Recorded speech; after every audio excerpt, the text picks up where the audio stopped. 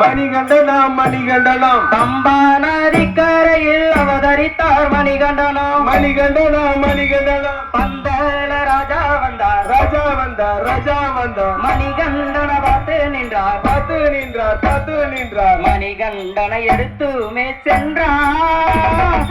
பம்பா நதிக்கரையில் அவதரித்தார் மணிகண்டனம் அவதரித்தார் மணிகண்டனம் பந்தல ராஜாவிடம் வளர்ந்து வந்தார் மணிகண்டனம் வளர்ந்து வந்தார் மணிகண்டனம்